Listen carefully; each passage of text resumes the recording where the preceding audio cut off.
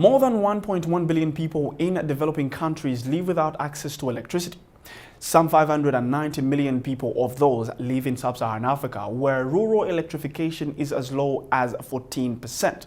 Now, the government of Rwanda seeks to increase electrification access to at least 100% by the year 2024. Now, on this episode of Doing Business in Rwanda, we seek to find out how this has an effect to learning and also starting small and medium enterprises and also providing public services as healthcare. This is Doing Business in Rwanda.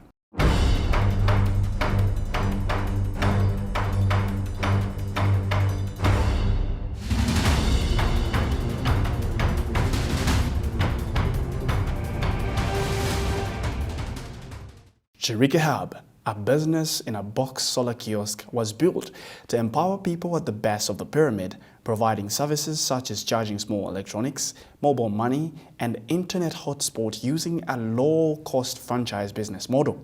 The platform also allows anyone access to content and data storage without having a data plan or incurring network charges on their phones. We focus on a group of people called the BOP, the base of the pyramid, and it's a different customer base. You can't generate revenue just on one or two services. You have to have what we call multiple stream revenue solution.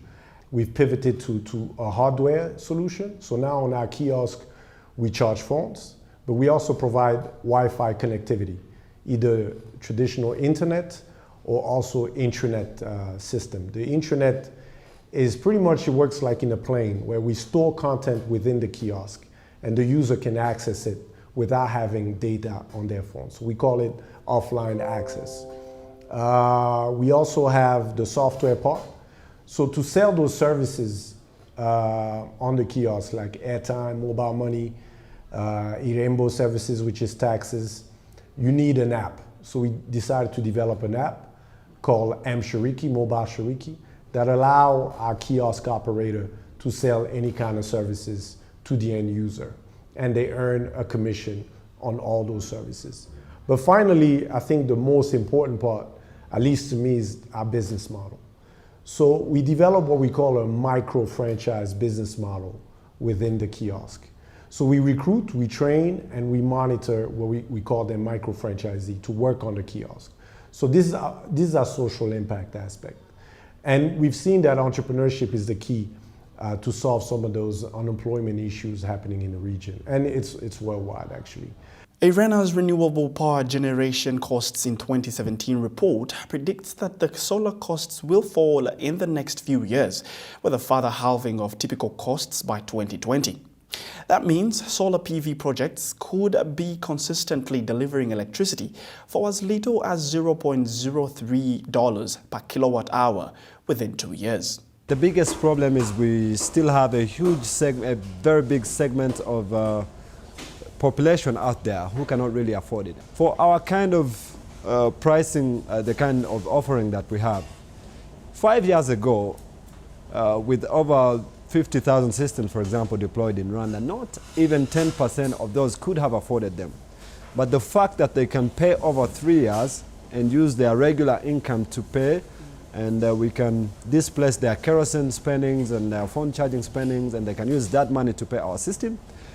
We believe that we have already provided a solution for these people, but we also understand that there's another big segment even below that.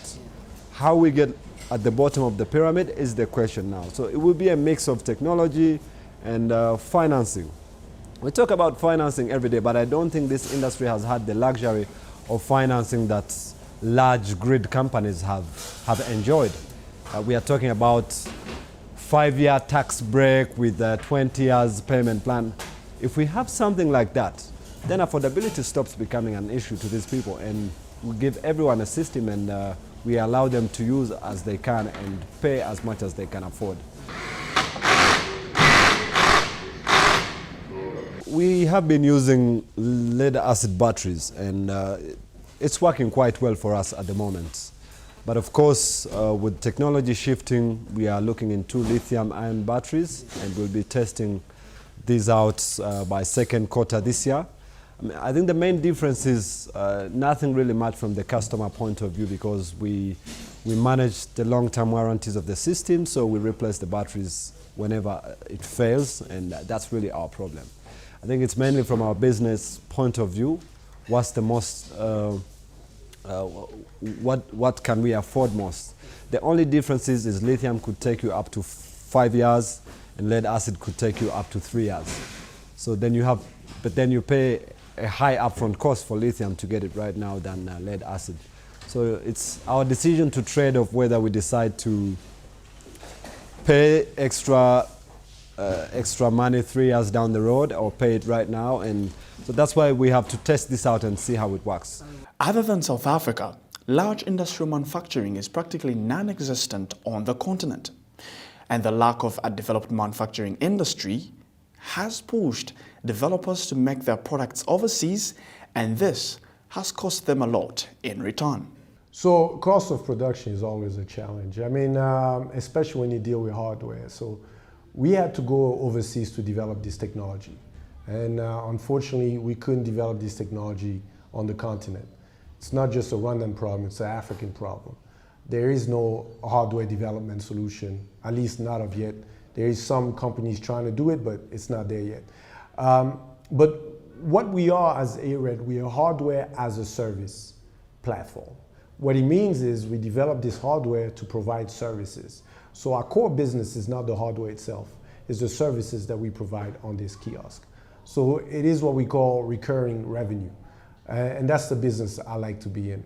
Hardware itself, then you have to depend on selling this kiosk to generate revenue. So we don't sell the kiosk, we generate revenue on the services. But we designed the new kiosk to be able to be manufactured in Africa. So most of the country we go in, we look for manufacturing companies that can develop or manufacture at least part of those components. Because the way the kiosk was developed is modular.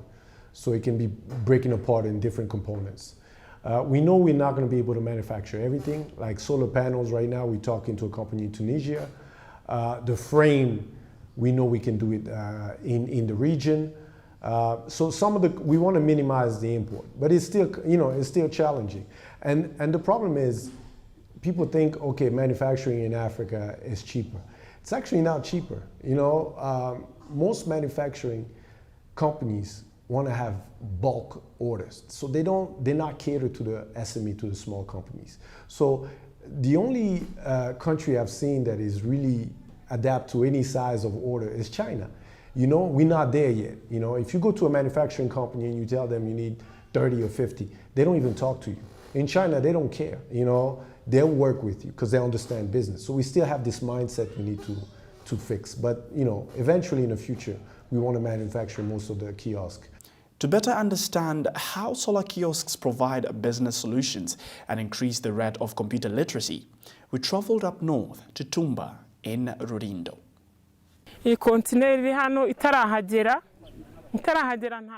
Before this kiosk was brought, our village lacked access to electricity.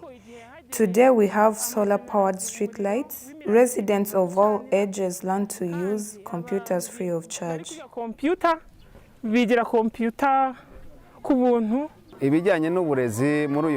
There has been so much growth in our sector in terms of education, and our neighbors come to get services here. We used to bring students in the very beginning so that they can see the new technology that had come with this kiosk. They loved it, and they started making trips to learn.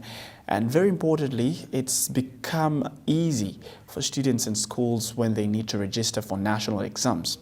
In fact, all schools in the neighboring sectors were served by this kiosk. All principals came here because it was nearer and much cheaper than Kigali, where they used to go.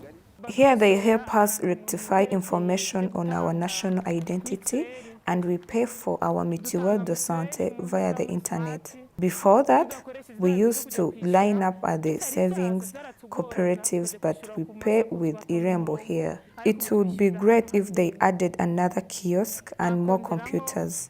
More residents would learn and many would get services easily. This public lighting made a significant contribution to our village.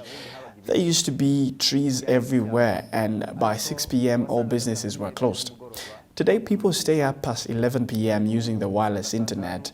The bars are often open, and this has contributed immensely to the businesses here and to the people looking for leisure in the evening. After looking at the business models and hearing from the residents on the social economic development associated with these businesses, we seek to find out what's next for the developers. We've picked a lot of interest with different partners across the continent. And a very recent example is a country like DRC, which is a huge country with huge potential, but you don't see a lot of investment of this kind going into that country. And as Bbox, we've gone there. We have already something, a pilot that we are piloting in DRC in Goma as well as Kinshasa. So we believe that strategic partnerships will help to give the 600 million Africans without electricity. And our partnership with someone like Orange in Kinshasa is proof of that. We've just seen that over the past few weeks of launch, there's a lot of potential, huge demand, and we expect thousands of customers in just the next few weeks. Really what I'm looking for is partners that already have businesses in the specific countries we target, know the marketplace, understand the customer base, understand the laws and all those things, and together we can expand and develop that market. That's what we're looking for. But eventually, you know, whoever is interested that can show that expertise and access to funding and all those things, and you know, they're always welcome. That's pretty much what we leave it on this episode of Doing Business in Rwanda. If you have any feedback, be sure to send us an email to dbir@abn360.com or tweet us at DBI Rwanda. My name is Michael Mjisha, and from the entire Doing Business in Rwanda team, thank you very much for joining us.